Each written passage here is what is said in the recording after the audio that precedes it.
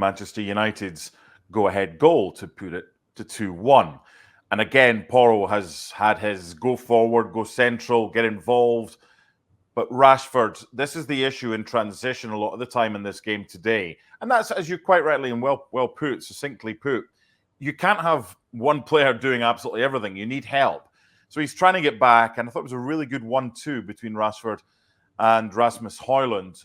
Nice touch. It's the touch that sets up the goal because it allows them that little bit of space. And is this the Marcus Rashford on his way back to what we remember him last season, because he's finally scored at home in the Premier League again for the first time since May? Way too early to say, and not in a game like this, because it was a perfect game. And as you've mentioned, look, with Porro, the situation is even different because we all know that Ange Postecoglou and Spurs play a very high line, very much like Villa and Liverpool and many others, really, right? And in doing so, they take the risks. They understand it.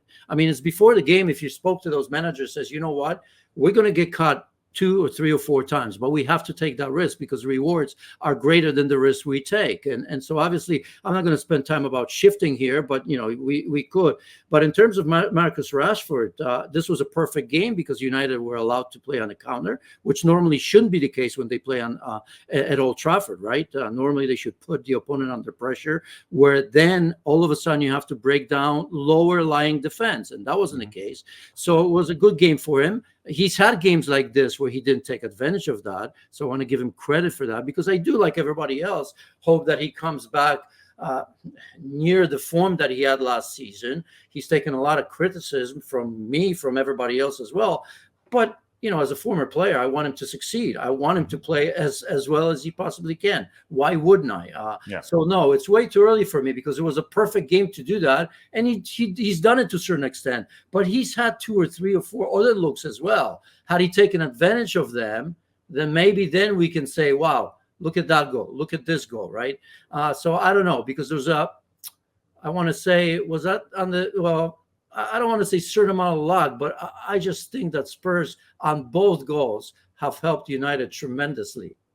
Well, Udogie's hit his own post. Romero should have done better with a header from close range, and that brought to an end a frantic, an excellent first half from a neutral's perspective. The second half maybe didn't quite have the same drama, but within 50 seconds, Spurs were level. And before we get to talk about the goal, Bentancur from Werner's assist, it's something that Ange Postecoglou has instilled in his squad. It's don't panic. You go a goal down, fine, okay, you'll get chances. Just take them. They went a goal down, they got it back to 1-1.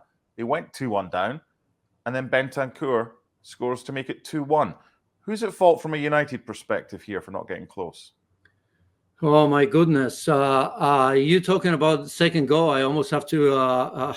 I mean, it was Timo Werner that was absolutely free. He had all kinds of time, to play that. Hello, perhaps three players, because remember Bentancur came from deep, right? So Eriksen was behind him. Christian Eriksen, all the power to him. We know all the reasons. I think we always cheer for him, but I don't know. The same player. I don't know how Ten Hag had to look at him. I mean, at halftime he should have been off. Mainu switched over to Timo Werner to 2 against 1 defensively. I'm not sure why. And then we saw why Johnny Evans. How old is he now? I mean, that's exactly there because, I mean, he was in quicksand. I mean, it was unbelievable how slow he was to Bentancur coming in. And it's not even a question of running around him, just setting it up for himself and taking his sweet time. So I think between Mainu, who maybe should have looked over his shoulder, because if Eriksen was behind, sometimes you think that he's going to get back in time, but that's not really, it couldn't have happened because he was already ahead of him, Bentancur, ahead of Eriksen. So I just think that Mainu, Kobe probably needed to look over his shoulder, and instead of going to Timo Werner, he was already covered by a player. I can't remember who it was at the moment. He should have probably picked him up right there, and Johnny Evans was way too late. It almost didn't look like he was trying. He probably knew there was no chance he was going to slide over in time. So an assist for Timo Werner on his debut, lasted 80 minutes, replaced by Brian Hale. What did you make of his Spurs debut? Yeah, pragmatic. I don't want to be nasty and say it came as advertised, but let's give him some games. I mean, he should have known the league, right? Knows the pitches, knows everything. There was nothing in particular. Maybe he was, I think he was surprised that he was starting, right? Because if Kulusevski doesn't get sick, Timo Werner is not in the starting 11, and then you can work him in, give him some minutes. So yeah, I'll take that back. I'm not going to be too harsh. He did get that assist. I mean, he played very, very safe.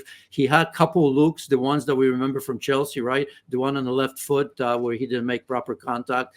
But for the most part, you could see it, that he was always looking for help, always looking to pass the ball on rather than be proactive and take defenders on one-on-one and try to create something. So, okay, it's a second coming into the Premier League. Maybe give him some time, but I was always worried, right? Because if he wasn't used to the Premier League first time around, the worry should have been when he came back to Leipzig and Bundesliga, where he's certainly shown. And when was the last time he played for Leipzig? It's been a long, long time.